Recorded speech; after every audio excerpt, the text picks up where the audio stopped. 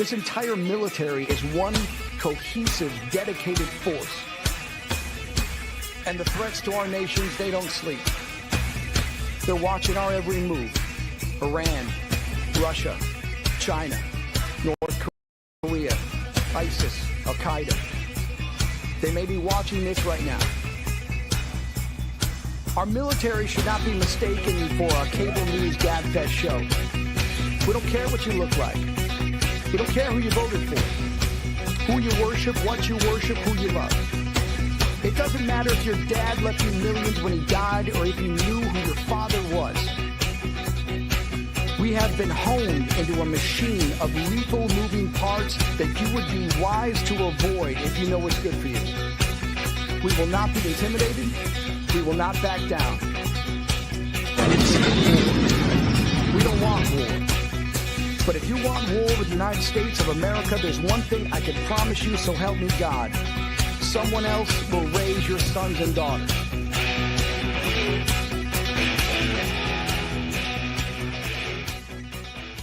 Opinions expressed. Military Broadcast Radio, the station that's giving veterans a voice. Find us on the web at mbradio.us. Opinions expressed in this program are those of the speakers and do not necessarily reflect the views or positions of any entities they represent. Find us on the web at mbradio.us. Join Terry with Tracer Rounds every Tuesday at 7 p.m. Central to hear interviews with veteran artists, veteran business owners, and businesses that support veterans. Tune in to see if you're on target. Catch us on Roku, Amazon Fire TV, and MB Radio, giving veterans a voice. Hi, welcome back to Tracer Rounds. I'm your host, Terry, and with me tonight in the studio is Robert Toporek, and he is a Vietnam veteran, and he also is a bunch of other things that we're going to talk about tonight, because I don't even know if I can begin to tell the half of it. But I did want to mention we met at the Military Influencers Conference in Atlanta.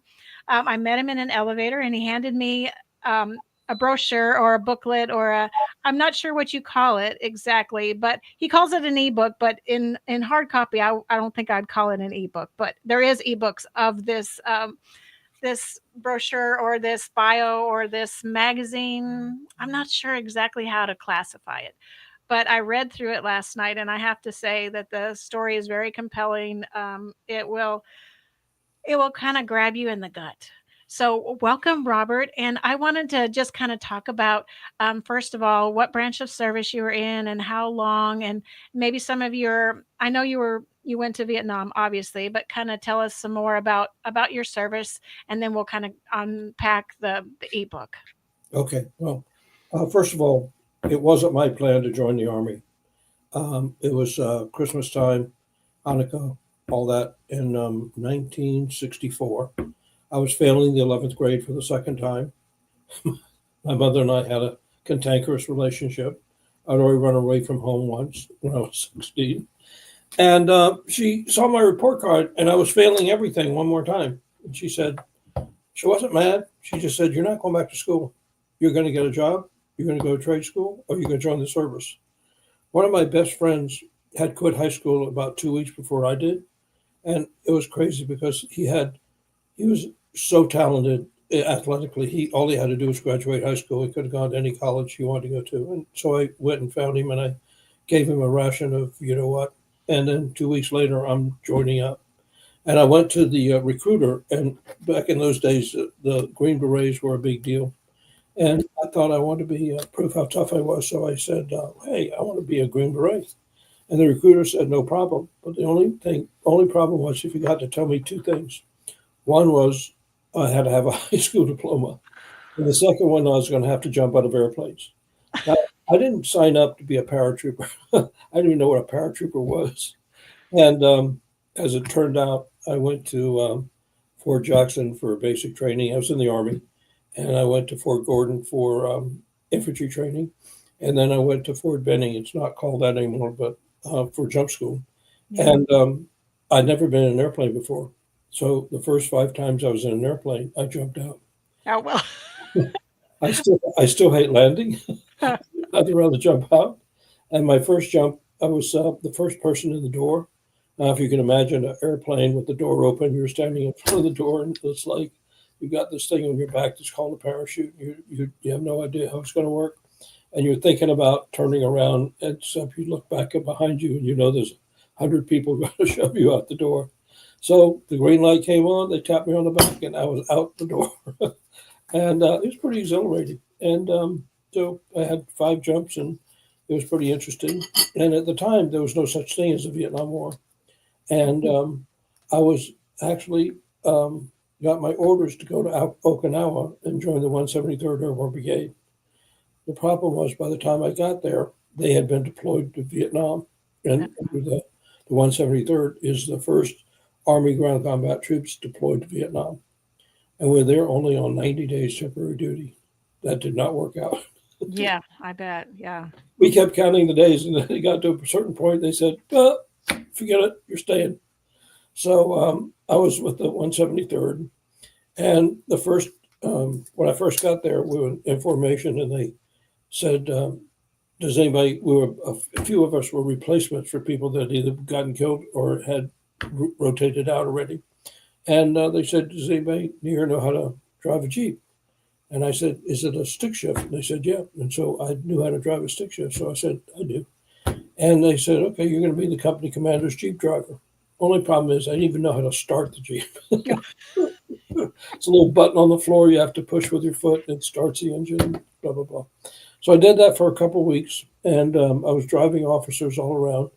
And I remember one time I had about 3 or 4 officers, and 2 of them were sitting in the back, and I hit this bump, and one of the officers said, hey, you missed one. I said, don't worry about it, sir. I'm going to get it on the way back. And so that was kind of my, I was a smart ass. And then we went on a mission, and they said, well, you're going to be the company commander's radio operator. Well, I must have been asleep during training because I had no idea how to be a radio operator. And I had no idea how to be in jungle warfare and all that equipment. And somebody helped me put it together. And we're walking along, and stuff's falling off my belt. And I was a mess. And then one day I was walking behind the company commander, and somebody called, and they said, we want to talk to X-ray Lulu or something. I said, wait a minute, I'll see if Captain Lombardo can talk to you. And you're supposed to say, wait a minute, I'll see if XYZ is okay. And he heard me. He said, get rid of that guy. So they sent me down to the 3rd Platoon, the weapons squad. And that probably, in many ways, saved my life many times over. Because during the first year, we had 3 or 4 company commanders get wounded and lost their radio operators. So that some way fortuitously, God saved me on that mission. Yeah. And then we're on a machine gun team, and I didn't know anything about being on a machine gun team, and I was just basically an ammo bearer. And we just grunted it out. So we would go on patrols, and we're supposed to find the enemy before they found us. And oftentimes we were out there all night and nothing happened, and we'd go back, and it would be great. And then I think the first mission that we went on that we actually ran into anything was on October 22nd. And that was the day that we were, if you can imagine, walking on imagine a football field, the goal line, and there's a line of people on the goal line, and they're walking towards the other goal line. Yeah. That was kind of what we were doing. And I was on the almost far right, and there was one guy further out than me, and he was Sergeant Fletcher. And at one point, he waved me over to come join him, and I waved him off. Get your ass over here. So for a few minutes, it was just, we lost track of the rest of the platoon, and it was just me and him walking around in the jungle. Yeah. I had no idea what the hell was happening. Then all of a sudden, we heard the jungle erupted on July 4th on steroids, and bullets and shrapnel flying off through the jungle, and we hit the ground. And after it died down, we crawled back to the rest of the platoon. And this friend of mine, Milton L, well, we didn't start off with friends, so I'll tell you about that in a second. But anyway, he, our platoon ran into an ambush, and there was one guy that got shot by a sniper and nobody knows who he is, and he didn't get any awards. And his name was Pineapple Lewis, and a great guy. And then Olive had jumped on a hand grenade, blew his guts out, and was lying on his stomach with his face down. He had the most peaceful look on his face, and his guts were hanging out. Somebody said, "Don't look at him. Put him on a poncho and let's get him out of here." So me and another guy turned him over, put him on a poncho, and we carried him out. And I was all of 18 years old. Wow. After that, he was black from Lexington, Mississippi, and I was white from Charleston, South Carolina. Charleston, South Carolina, we started the War of Northern Aggression. It wasn't the Civil War, it was the War of Northern Aggression. And there's still cannonballs and cannons that fired on Fort Sumter. And we used to play on them as kids, and we played that we were going to kill the Yankees and the South was going to rise again. And so he grew up on the black side of segregation and civil rights and that sort of stuff. And the way I tell the story is the Army, in its infinite wisdom, put that black boy and this white boy in a tent together, and they made one fatal mistake. They forgot to send a counselor. So one day we had a little fight behind our tent to see who the real man was. And after the fight, the way I tell the story is he beat the white out of me, I beat the black out of him. The only thing left were people whose lives depend on each other. And that was pretty much the way our squad operated. And that's probably why he did what he did when he did it. So that was that story. Wow. Oh, I never forgot it. I remembered that I was promised myself when I put him down at the helicopter that I was going to call his parents. And I didn't talk about it to anybody for about 25 years. And then one day I remembered I was in a seminar, and the seminar was from complaint to possibility. And what were my complaints? And I said, oh, yes, I promised myself I was going to call his parents. I never did. So somehow or another, I tracked him down in Chicago, and fortunately I had a great talk with his father and his stepmother. And we talked for about a year, and I promised them that I was going to work on making it a national story. And I'm still doing that. In October 22nd of 2024 will be the 60th anniversary of him dying. Between now and then, I plan to have that be a national story. Wow. Yeah. So in the ebook, it has that that he was the first African American in Vietnam to get the Medal of Honor. That's right. To be awarded. That's right. And there were only 8 African Americans prior to him that ever got a Medal of Honor. Wow. That's how racist the Army was. I can't imagine, what you went through. Just the story, just that short little story right there, that little bit that you told me. I'm sure there's a whole lot more than just that, but I can't imagine being put in that situation at 18 or 19 and, having to make hard decisions like you made, like that. People are still like learning how to drive at 18 and 19. They still don't, they just still don't have all their faculties about them, so going off to war and putting a gun in someone's hand and telling them, okay, this is what your job is now, go do the job. And, it's just, it's amazing the fortitude of soldiers and people that you never think you can do something like that, and you find you're a lot stronger than you ever thought you would be. Like you don't think you could do that, and then you find yourself in that situation doing that. That's for sure. Yeah. Wow. If I have a moment to tell you I told you a little bit before. There was a guy named Fogel who was 17 years old, and he wasn't supposed to be in the Army. Oh, he wasn't even supposed to be in the field. And he'd already gotten shot, and I have a picture of him with a little wound in his chest. And we went on a patrol one day, a platoon did, and we ran into sniper fire, and we called in mortar fire. And then sniper fire went away, and we went on about our business. And then when we got back to wherever our camp was, we did a head count, and there was one person missing, and it was Fogel. So a couple of people went out to find out where he was, and they found out that there was this red smoke grenade that had gone off, and they went to that location, and that's where Fogel was, and he had a red smoke grenade on his belt, and the mortar blew up the smoke grenade, and the only thing left was his blonde hair. So that was not too much fun. And Yeah, that's hard. what sucks about it is that what the motto was, suck it up and move on. So that's pretty much what we did. Yeah. I mean, in a situation like that, there's not a lot of choice. You just have to keep moving whether you want to or not.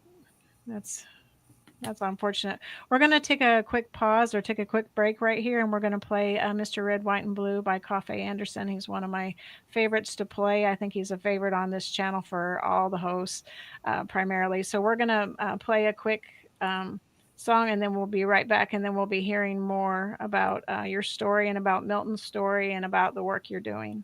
Thank you. 1 second.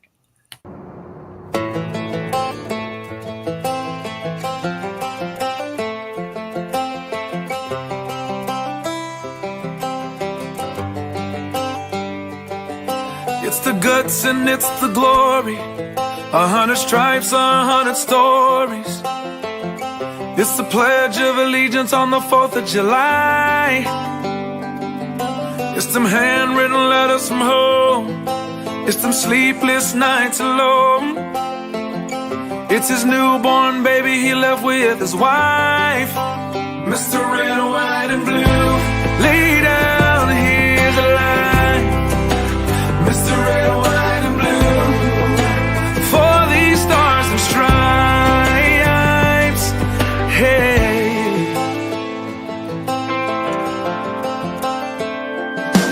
From the fields of Indiana to the swamps of Louisiana, to the golden coast of California, Uncle Sam's the only family he's got. His purple heartbeat won't stop, and his 18th birthday was the day he was born.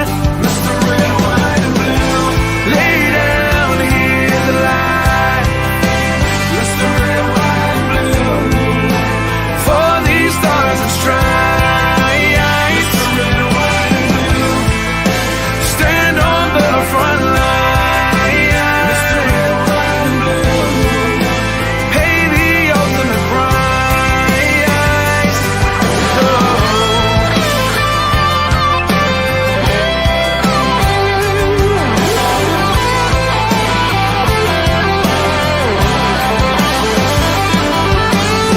He was the man of the house when he was born. His family is proud but torn. But if you knew him, you would understand.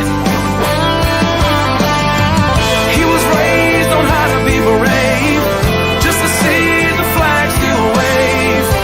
And then he came home with only one hand. 'Cause Mr. Red, White, and Blue, lay down here to lie. Mr. Red, White, and Blue, for these stars and stripes. Red, White, and Blue, stand on these front lines. Red, White, and Blue, he'll pay the ultimate price. Lay down his life. Mr. Red, White, and Blue, for these stars and stripes. March in line, march in line. Hey. Hey.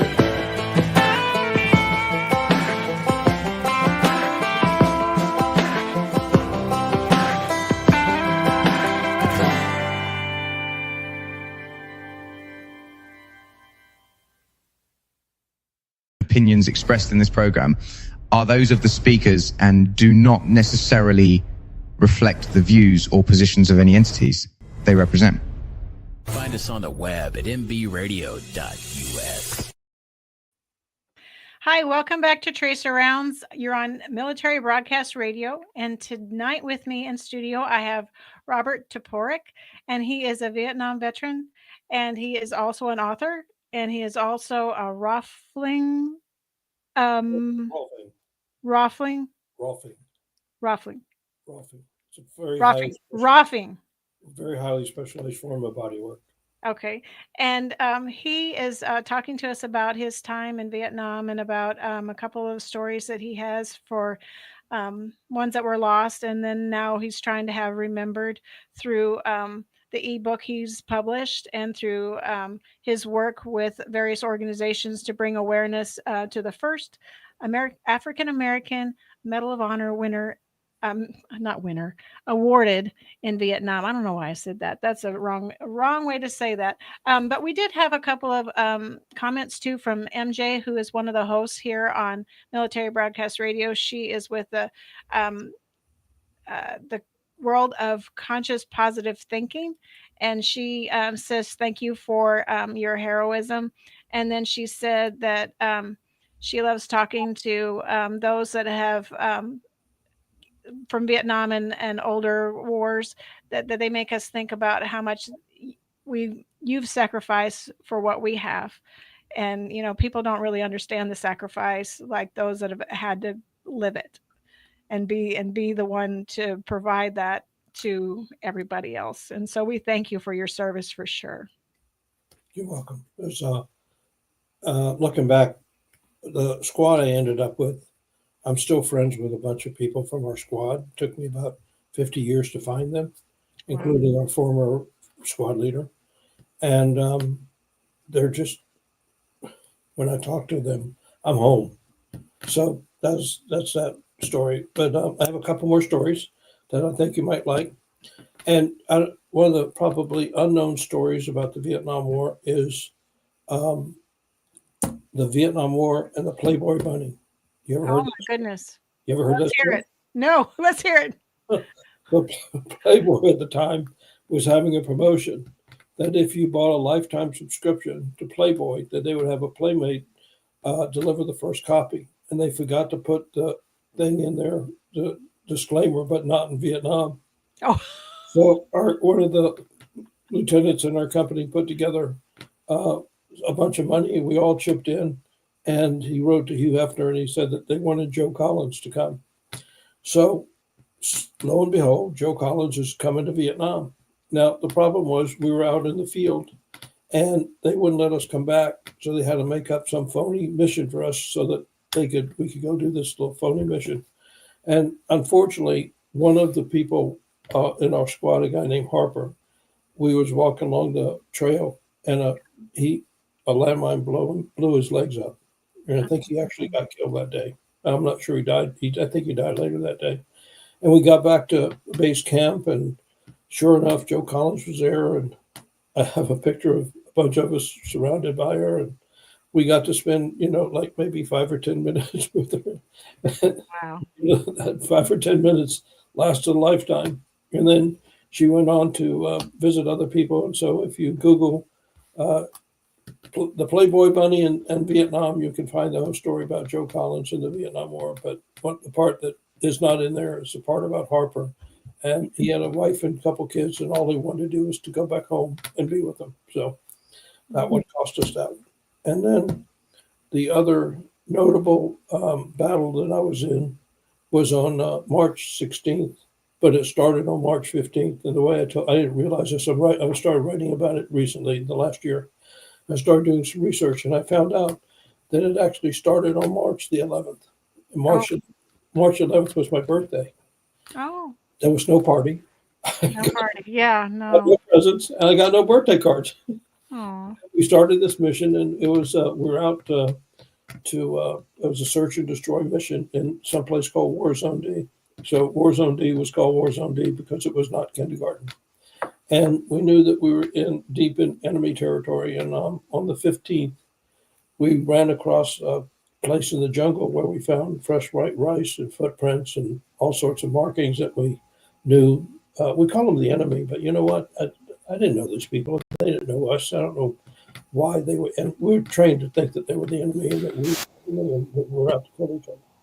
So that afternoon, we found a clearing in the jungle, and it was our whole battalion. We set up all around the clearing, and we had no patrols out that night. And nothing really happened. The next morning, we were going to leave, and we were going to leave right in front of where our squad had our foxholes and stuff.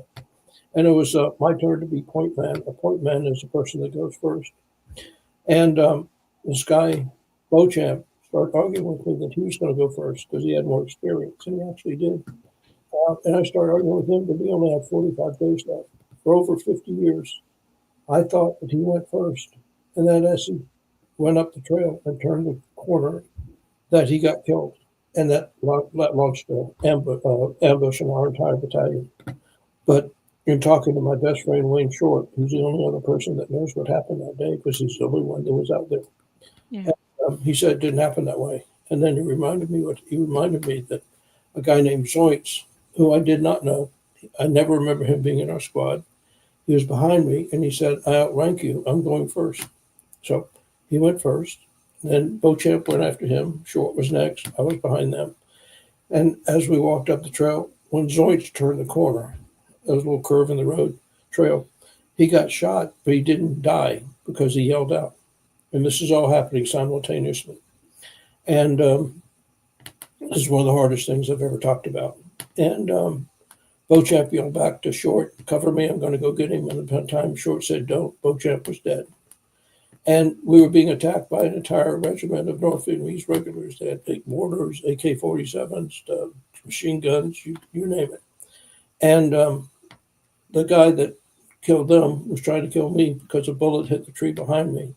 And I turned around, looked, and I realized had I been kneeling differently, I'd be dead. And then I looked up the trail, and he stood up on the trail, and I shot him. And then Short said, let's get out of here.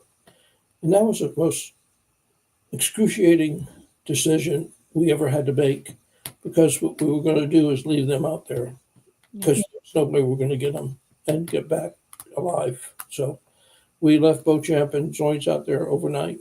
And from that moment on, I pretty much blanked it out for over 50 years, 55 years. And it's called survivor's guilt.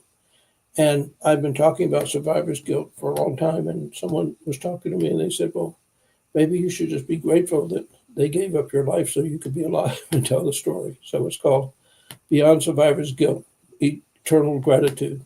And so they gave up their lives to save a whole bunch of other people. And we were in a battle all that day. I think we killed something like 235 Vietnamese regulars. And some of them were tied to their machine guns. And it was pretty bad. And this morning I don't even remember it happening, but Short went out and they recovered their bodies and brought them back. And then we went on and we got back to our base camp. We never talked about it. None of us talked about it ever. One guy named Grimes, he got shot in the ear. His ear was bleeding. He was evacuated out, and they asked him if he wanted to go home or go back. He said, I'm going back. There's a guy named Yates who got shot in the shoulder, and he was a black guy from Alabama, and his friend of ours, Mitchell, who was this little short white guy, put him on his shoulder, carried him back, and there were all sorts of rounds going on around him. Yates thought that Mitchell was trying to get him killed, and they never got this. And Mitchell put him down, and they went on. And I never even knew that Yates had been evacuated, wasn't there anymore. And 50 years later, we got together in Chicago, and he was able to tell us that story, and he was able to thank Mitchell. And it was a great reunion. And so it's important to tell our stories so that we can close the gap between what happened, what we don't talk about. I think that a lot of reasons that possibly veterans are committing suicide is that nobody there to talk to them, listen to them so that they can talk. So how do you listen so they will talk? So I've been working at it for a long time, and hopefully my telling our stories will impact other people. Yeah, I think you're right. I mean, well, we talked a little bit before we came on air, but it's hard for a veteran that's been in a situation like yours to talk about it with somebody that doesn't really have an understanding of what that must have been like. And so it's hard for them to then, because I think they feel maybe that they might be judged, because when you came home from Vietnam and when others came home from Vietnam, you weren't welcomed. You weren't, no one said, hey, I'm so glad you made it back. No one had held a parade in your honor. So a lot of them have that guilt, like, I'm afraid they're going to judge me for what I did. Even though I was told to do it, I was doing what I was ordered to do. And so I feel like they just won't talk, partly because of that. So I feel like you sharing your story does help others, because they know now that America was in a bad place when you guys came back. They weren't of the right mindset to appreciate what you guys did and what you sacrificed. And only now, 50 years later, do people really understand and appreciate what happened prior. So one of the problems is that the good stories about what we did are not told. So in the next little segment, I'll talk about the good things that we did that nobody knows about. So on that note, we will take a quick break and we'll be back to talk about the good stories from Vietnam. We're going to listen to Cynthia Rausch, Coming Home.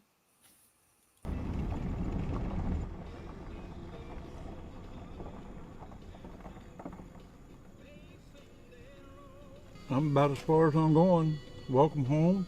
I'm sure your family and all your friends are going to be glad to see you. Thank you, sir.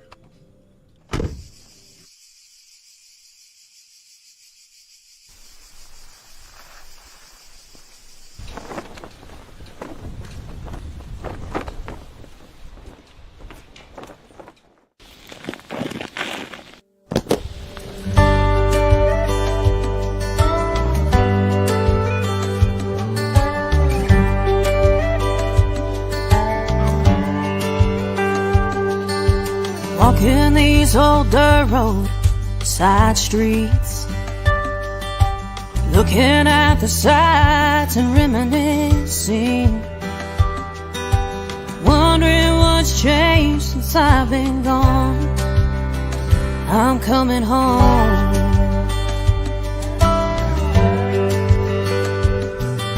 It's like yesterday that I left here. Time flies and now it's been years, but I know this is where I belong. Hey, Grandboss. I'm coming home. Coming home to the family, the friends and the memories, the ones I love and the ones I regret.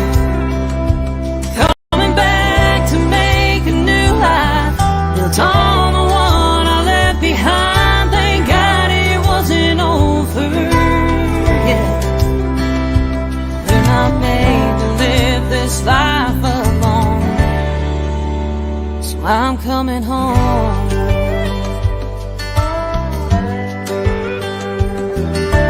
Fear almost stopped me from returning.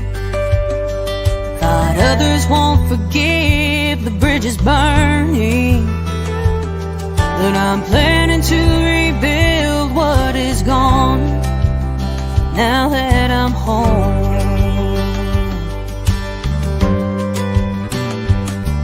And I know it won't be the same that it was, but that's okay, 'cause I will always love this place and the ones who call it home.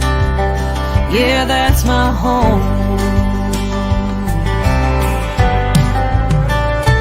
Coming home to the family, friends and the memories, the ones I love and the ones I regret. Coming back to make a new life, built on the one I left behind. Over, yeah. When I'm made to live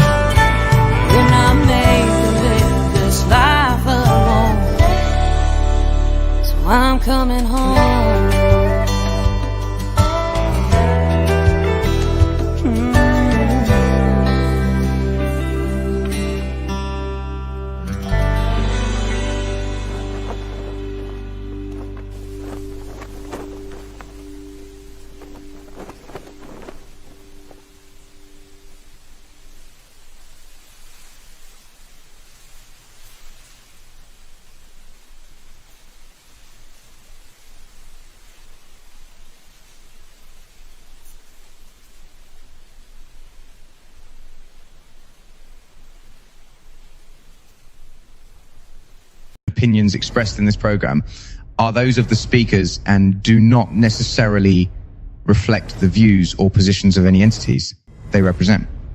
Find us on the web at mbradio.us.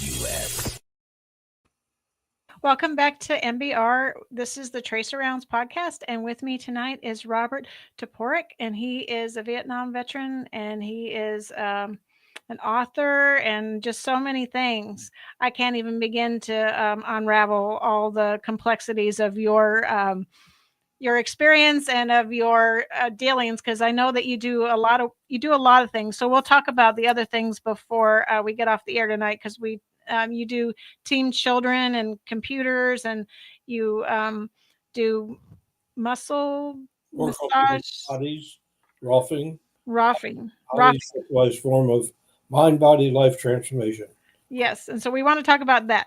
I test your body, and your life changes. Yeah, that's seems like that's something to delve deep into to kind of get an understanding and awareness of that. But before we do that, let's talk about the good news stories out of Vietnam, the things you were doing with the Civil Affairs Unit. I used to belong to a Civil Affairs Unit too, so I kind of understand that mission and that mindset. But just tell me what other things you were doing and what other works that were good out of Vietnam, because I know there were some good things that you guys were doing along with the other not so nice things you had to do.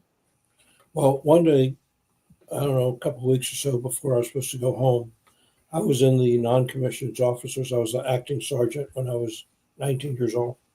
And I was watching this show on infantry training at Fort Carson, Colorado in the snow. I said, damn, that does not look like fun. A couple of weeks later, I get my orders. Now, they could send me back to Hawaii, Fort Gordon, anywhere, Fort Jackson. But my order said Fort Carson, Colorado. I looked at it and I said, I can't do this. So I went to the company clerk and said, what can I do? And he said, stay here. And now that was the stupidest thing in the world, since half of our squad either got killed or wounded in that first year. And what I was actually saying is I'm going to stay in the field for another 6 months.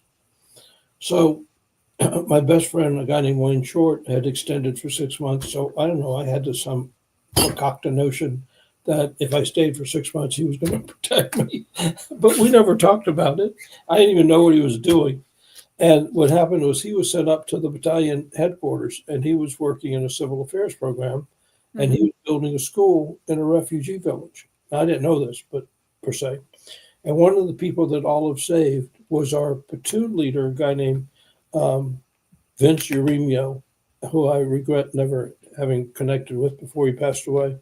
And Olive is one of the 4 people he saved.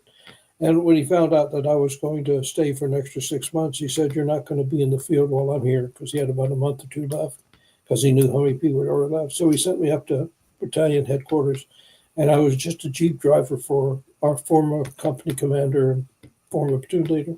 And all I did was drive the Jeep and sit in there and smoke cigarettes and read books. I used to like to read a lot. And then after about a week or 2, he came and said, Sergeant Toporek, you're going to be in charge. I'm going to go to Loop R in a couple of days to set up an R&R program. And I said, okay, what does that mean? He said, I'll show you what we're doing. And so he turned the program over to me. And what happened is I ended up running that program for about 11 months. Oh, wow. I had a team of I stayed an extra, extended 2 times. And there was a refugee village outside of our base camp. And the idea was to keep them on our side so that the Viet Cong didn't infiltrate the village and, bomb and mortar our base camp. So I had a team of soldiers that were too wounded to go to the field, but not wounded enough to go home.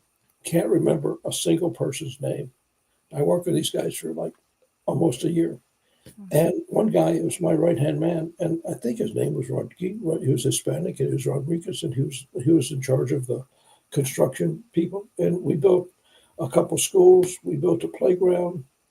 I built 2 playgrounds in my life. One was in Vietnam, and one was in one of the worst neighborhoods in Philadelphia. And we built a health clinic. And don't ask me how we did this. We got 2 Army doctors and Army nurse to volunteer every week to come out to the village, and people would line up and we would treat them. And we built a Boy Scout lodge, and we would donate food to an orphanage every week. And I had this beautiful 18-year-old, 19-year-old Vietnamese woman who was my interpreter.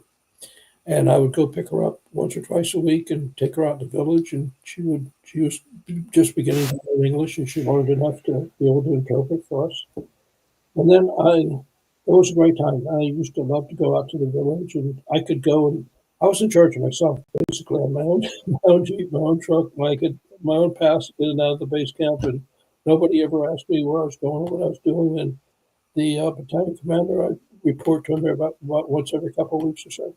And they finally replaced me. And this guy he was straight out of, I don't know, officer training school or something. He was green and wet behind the ears. And so he comes in and introduces himself, and I shake his hand. He said, "Don't you salute?" And it was all bullshit from there on. I said, "Sir, we're the combat zone. You don't salute the combat zone." And it went downhill from there. And a couple of weeks, about a week or so later, I know that. One day I told him, I said, "Sir," it was so bad. I said, "Sir, I don't know if anybody told you this, but people have been known to get blown up in their tents." He said, "Are you threatening me?" "No, sir." I said, "You're new here. I just thought I'd let you know. I'm firing you." I said, "Well, you can't fire me." He said, "Why not?" "Oh, because I quit." So I'm taking you to the battalion commander. So he takes me to the battalion commander, not knowing the battalion commander loved me, loved the work I was doing. I was making him look really good by the great work we were doing. Yeah. I trucked other people to the dentist once a week. And so he goes to the battalion commander and says, "I'm firing this guy. He's insubordinate, blah, blah, blah." The battalion commander says, "Anything you'd like to say, Sergeant Toporek?" I said, "Yes, sir. You can't fire me. I quit." He said, "You're right." So he excused the officer and said, "Why didn't you tell me you was that bad? I would have gotten rid of him." And had I done that, I'd probably still be in Vietnam. But and then 50 years later, I always thought about this. For 50 years, I could imagine this interpreter. I've been in love with her, but I love being with her. I loved the work, how we related to each other. Yeah. I would think about going back to Vietnam and finding her because I could picture in my mind exactly where her house was. And I found out recently that she lives in Bethesda, Maryland. Oh, Now, wow. that is impossible. That's ridiculous. Her family escaped Vietnam on a boat. Wow. There's a book out called The Principal's Daughter by a guy named Russ Katz. And it talks about their whole struggle from leaving Vietnam and getting to the United States. So I've had dinner with them a number of times, and her sister cuts hair, and they're just great, So that's my good story about Vietnam. Oh, I cried when I left. I did not want to leave. That's saying something, that's saying something. That means that you really are a man of service, and that you really put a lot of passion in what you do, and that, your service to others matters. That's what that says to me. Well, when that bullet hit the tree behind me, and I realized that I could have been killed, I looked up and I got profoundly related to a higher being. And I promised that if I got out of there alive, I was going to live a worthwhile life. And I think I've done that. I think you have too. Yeah. I really do. So we have a couple more minutes. Yeah, we do. We have about 14 more minutes or whatever left in the show. But I wanted to kind of talk to you about the foundation. So what are you trying to do with the Milton Olive Foundation? Well, it's not really the Milton L Foundation. It's called Team Children. Okay. And Team Children, it was originally based on a woman named Ida Rolf, and she created a form of body work called structural integration. And I was not supposed to be trained because you're supposed to be a somebody, and I was a nobody. You're also supposed to have a college degree, and I didn't even have a high school diploma because I took my GED in Vietnam, by the way. Wow. 50-some years later, I finally got an honorary high school diploma last June. Wow. So better late than never, right? Yeah, it doesn't matter. And originally I studied with her directly the last 4 years of her life. I self-appointed myself for East Coast business person. And it's all, I know I was. When I read the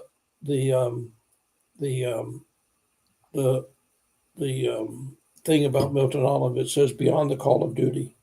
So I asked myself, what was I doing beyond the call of duty? And I'd done lots of great things, but they weren't really what I would call beyond the call of duty. So I ended up studying directly with Dr. Rolfe. She wanted to do a project to document, demonstrate, and promote the benefits of Rolfing babies and children. Mhm. And I've now worked on over 300 whole families. I start as early as day one and as deep as 4 generations. Wow. And it's initial series of 10 sessions. Each session works on a different part of your body, different part of life. And I've made an immense difference. And I'm pioneering that work. So the organization, the Rolfe Institute, doesn't actually support or endorse my work. They don't train other Rolfers and outer Rolfe babies and children. So one of the things I'm working on doing is going beyond the call of duty. And I'm concentrating on raising about $500,000, which I've never done before. But I've done lots of things I've never done before. And the goal is to begin to train and develop other people to take on the legacy of what I've developed. And then associated with that, we have been distributing refurbished computers to families, schools, organizations, and veterans for the last 25 years without any real funds or real staff for the most part. And we've distributed over 25,000 computers. Wow. And How that do you get the computers? Where do they come from? Do people just donate them and then they're kind of re-imaged to meet the need? everything from my life comes from God. Wow. And I've been doing it for a long time. We got new. When I first started, a friend of mine worked for QVC. I don't know if you've ever heard of QVC. Yes, I have. Well, QVC started donating computers by the truckload, literally by the truckload. And every month or so, we pick up a whole truckload of pallets of computers. And then little by little, other companies have chipped in. And recently, a company called SEI in Oaks, Pennsylvania, has been donating laptops to us pretty regularly. And SAP has donated laptops to us, and Sanofi Aventis have donated laptops to us, and Matthew Johnson have donated laptops to us, and uh, Pico in Philadelphia, the electric company, have donated laptops, and whole bunches of other people have donated things. And mostly it's senior citizens and teenagers, volunteers that actually do all the work. I barely know what I'm doing with the computer, so I just know how to find good people that are smarter than me to do things I don't know how to do. Well, I mean, we all have our own skill sets and you're versed in public service and getting people engaged and together, and then other people do the other things that need to get done. So, I mean, you're doing the work that you're supposed to be doing, I think. I think so, yeah. Well, part of that comes from the leadership skills I developed in Vietnam, Yeah. just Yeah. empowering other people to do what they can do. Well, I mean, like they always say, you shouldn't be able to really know who the leader is. You should just be able to see a team that's high performing, and leaders that don't have the philosophy. I mean, like the quote that I have from one of my former directors is this: "If I'm the smartest person in the room, I'm in the wrong room." Because you need smart people around you to do the good work. You just need to have a good team around you, and they need to know what they're doing. But the leader doesn't have to be the smartest. It just has to be able to kind of manage the team and manage the project or manage what's going on, manage the mission. Yep, that's true. Oh, and by the way, the music that you played is Yeah. awesome. I really appreciate. Thank you for having me on this. It's like I don't know if people know this, but the reason I'm on here is because I stepped into an elevator and I met you, and I gave you a copy of my Milton Olive book. So you never can tell how far Milton Olive is getting. And so, and if I wasn't sharing that story, it would never have happened. So it's been a great show, and I have a few more minutes to talk. So I'll answer any other questions you have for me. Yeah, no. So I'm a little interested still. I'm a lot interested actually. What all does your techniques do for kids? Like I don't understand the connection and Right. how. I'll explain it to you. So Okay. nobody is born structurally integrated. When you're in the womb, flexors, muscles that do this, overpower muscles that do that. Mhm. And so when we come out of the womb, we don't come out of the womb like this. We come out of the womb like that. And I have a picture on my website of 4 women, and it's 4 generations of the same pattern. Mhm. And I have a illustration of evolution. And when human beings show up on the chart ends. But suppose that wasn't the end of our evolution. And I got to work one time with the guy who discovered the link between human beings and apes, a guy named Raymond Dart. And we got to spend quite a bit of time together. We had extensive talks about the evolution of verticality. So we didn't just start out standing up straight. It's been an evolutionary process. And Dr. Rolf figured out a way of working with a person's body to undo those patterns of tension that we both inherited and acquired through life's trials and tribulations. So what we do in life is we hold on to things. We're not designed to let things go. And the older we get, the more we're holding on to things. So Rolfing, by stretching and separating muscles and connective tissue, mostly connective tissue, it rearranges the physical structure of a person's body.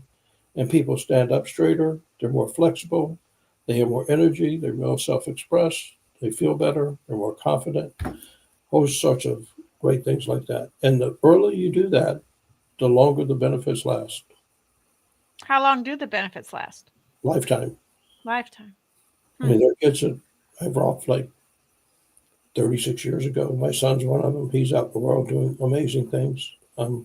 Couldn't be prouder of the way he's lived his life. And his mother died when he was 10. And he said, he could have gone the wrong way, but he did not go the wrong way. He could have gone that way, but he's gone that way. And I think he had a good teacher. he had a good teacher. He also had a good Rolf. So you do adults too, but you mostly work on kids, but does it work on adults? Oh yeah, I mostly do adults. And You do? yeah, and from time to time, adults will bring me their children. And every once in a while, I've had some people. I had one family fly in from Florida because they had a kid who had some very seriously structural problems, and nobody that they could find could do anything about it. So they flew up here 4 times, and I gave the kid 10 sessions, and he's dramatically better. I think he was about 2 years old, 2.5, 3. And then another woman from Salt Lake City flew here a couple of times to have me work on her kids. And right now I'm working on 2 kids. One has a lot of digestive problems, and the other one has a lot of serious trauma from his abuse, from some abusive stuff. And then there was a friend of mine who lived in Washington, D.C. Her baby was born with a detached esophagus. So you can imagine how much trauma and tension that baby's gone through. She went through lots of operations and lots of tests, and she was eating out with a tube in her stomach. And her father and I were best friends, so he had me go down to Washington about 5 or 6 times and work on his granddaughter. She's doing so much better. Worked on kids with cerebral palsy, spina bifida, scoliosis, you name it. But I've mostly worked on adults. So at some point, I wouldn't mind having a whole practice of families. Wow. And then the computers we give away or we distribute, we don't give them, we sell them for low cost, about $100, $150. Loaded with learning programs. They're loaded with up-to-date software. And all that somebody has to do is turn it on. It's got a camera. They're all wireless. And bingo, they're out in the world making it. And we've got computers all over the region. And we have computers in Africa. We have computers in the Ukraine, all over the world. That's amazing. So what's the best way to get a hold of you if someone wants to either get a treatment, or if someone wants to help with computers, or if someone wants to just kind of get involved with getting the word out about Milton? If they want to donate money, my website's on the bottom of the site. And my phone number is 484-744-1868. That's 484-744-1868. I'd love to have anybody who's interested. And then I wrote a book called Hands on Parenting, which is an awesome book.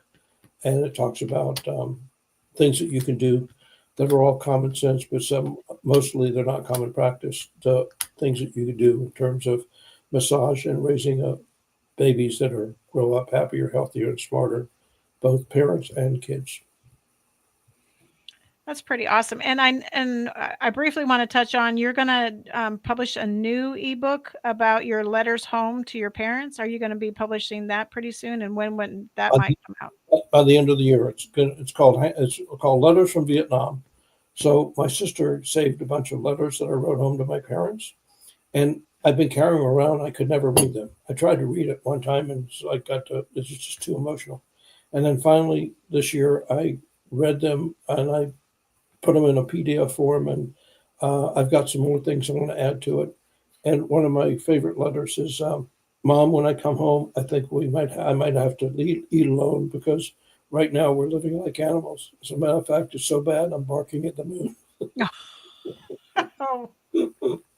I know there's a bunch of other things. Oh, and then I kept talking about getting my GED, and I kept talking about staying in Vietnam. I didn't remember talking about it before I actually did it, but according to those letters, I was thinking about being patriotic and staying there longer and being a point man for the next group of soldiers that came in, teaching the ropes. But I did. So it's going to be a great book. It'll be called Letters from Vietnam.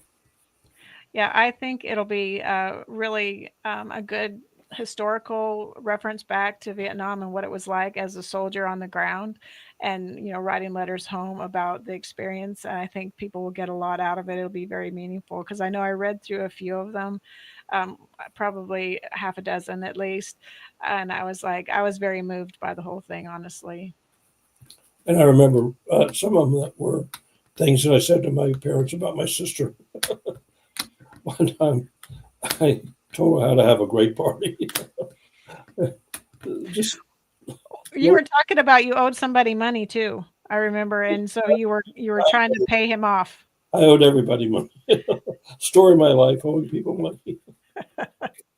Yeah, well, I mean, that's how the world goes around. You get paid and then you pay somebody else. That's how it works, unfortunately, I think. That's true. Well, you've been such a joy to have on the show tonight, and thank you so much for being authentic and really sharing your story with us.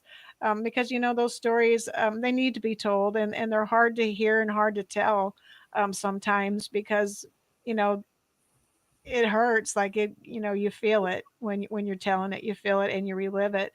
But thank you for doing that, because I think you will help others share their stories, and then help others know that what you did, you were asked to do, and you did it well, and you should be thanked for what you did, and we welcome you home. Well, thank you very much, and thanks for what you're doing, and thanks for the service to the Army. Thank you. Our president, Joel, he said, you're amazing. Well, thank you very much.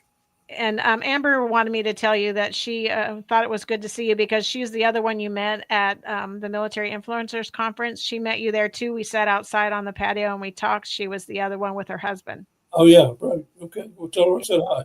Yeah. Hi. So she's watching. So we're going to have to end the show here, but I want to thank you so much for coming on tonight, and I'll have you back when you have your other ebook published, because we'd like to talk some more to you, if that's all right. That's right with me. Thank you. All right. Well, thank you so much. And we're going to end the show tonight. So Tracer Rounds is out. Have a blessed holiday. You too, sir. Thank you. Ladies and gentlemen, thank you for tuning in to Military Broadcast Radio. As we wrap up today's show, we want to remind you that the podcast of today's episode will be available right after we go off the air. So if you missed any part of the show or want to listen again, be sure to check it out. And remember, we're here to support and honor our veterans. Your stories and experiences matter, and we are committed to giving you a platform to share them. That's right, we're here to give our veterans a voice. So don't forget to catch the podcast and stay connected with us, giving our veterans a voice.